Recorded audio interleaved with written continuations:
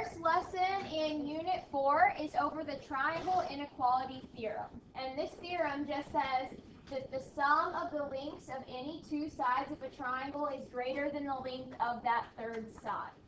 So, doesn't matter what two sides you choose to add together, they should always be a greater sum than whatever that third side is. So they drew this little figure here to show you. They said if you add this side AB, this side BC, it should be bigger than whatever the third side is.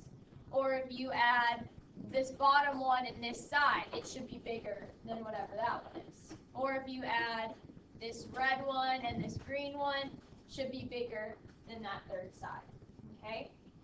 Now, whenever you're doing a problem where you want to try and use this theorem, it would be a little bit tedious to have to do that 3 times every time, right?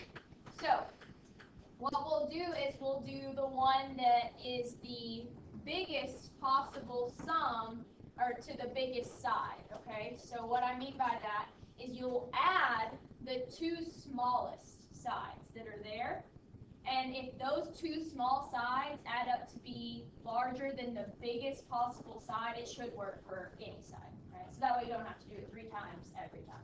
So in this figure, obviously this is going to be our longest side, right?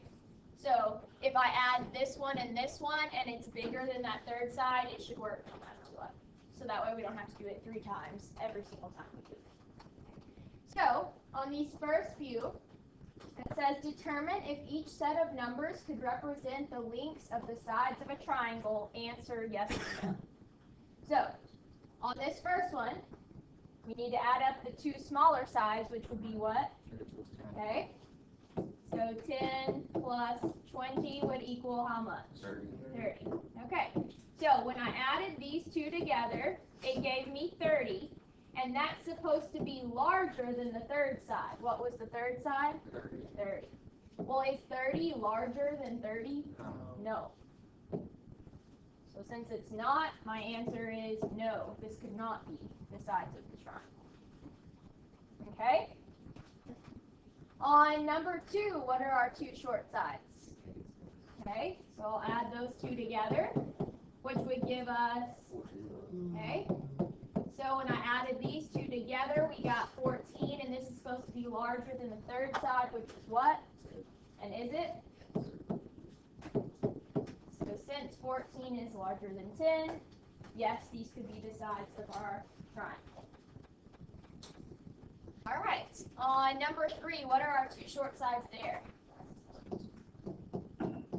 Okay, and what is 5 plus 7? Okay. And that 12 is supposed to be larger than our third side, which was, and is it? No. So no, this could not be the sides of the triangle. Okay. And do you guys see why that's the only way we have to do it? Because if this is the largest number, then obviously if we try the other side, it's going to work as well. Okay. All right. So on these last two, they did not give us all 3 sides. They want us to figure out what are the possible values that side could potentially be. Okay? So what we got to keep in mind is if we don't know what it is, it could be one of the small sides or it could be the biggest side. We don't know. Right?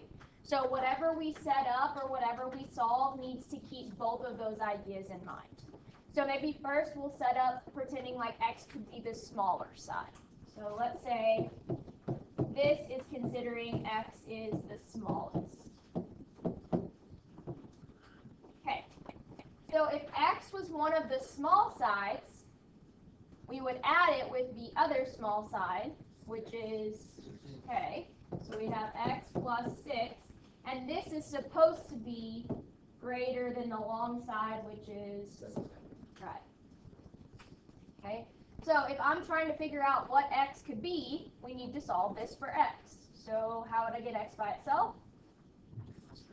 Right, subtract 6 from both sides. So I would end up with x is greater than, right. Okay. All right, so we know x has to be bigger than 1 if it's going to be one of the small sides. We also need to keep in mind that x as well. And if that's the case, I would add the two short sides together, which what would our short sides be in that case? All right. And whenever we add them together, they should be greater than our unknown x, right? Okay, well, what is 6 plus 7? So over here, I would get that 13 has to be greater than x, or if you want to flip that around, it would still read the same way, but you could say x is less than 13, right? So no matter which one it is, x is going to have to be bigger than 1, but less than 13 to be a side in this triangle, right? Okay, so if I'm saying that it just has to be bigger than this or smaller than this, we can write some inequality that shows it's in between those two numbers.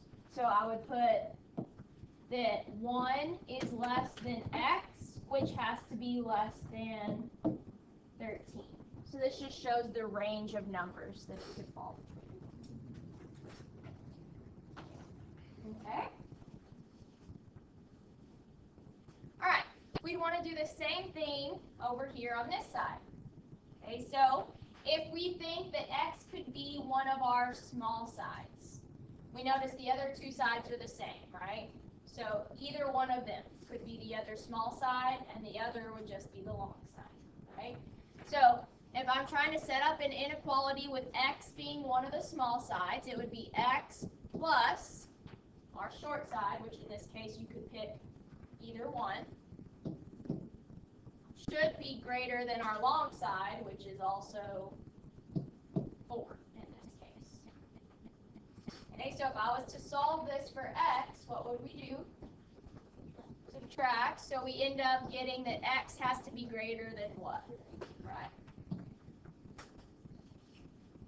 Which makes sense, right? You've never seen a triangle with a side that's smaller than 0, right? So even 0.1 is bigger than 0. All right, now the other way of doing that would be that your two small sides would be the ones we're adding up, and x is the big side. Well, then in this case, our two small sides would be, which would have to be greater than x. So what does x have to be less than? Right. So if I was to write that as a range or an inequality that has the top end and high end, or the low end and high end of our numbers, I would say that 0 is less than x, which has to be less than 8. All right. Any questions on those?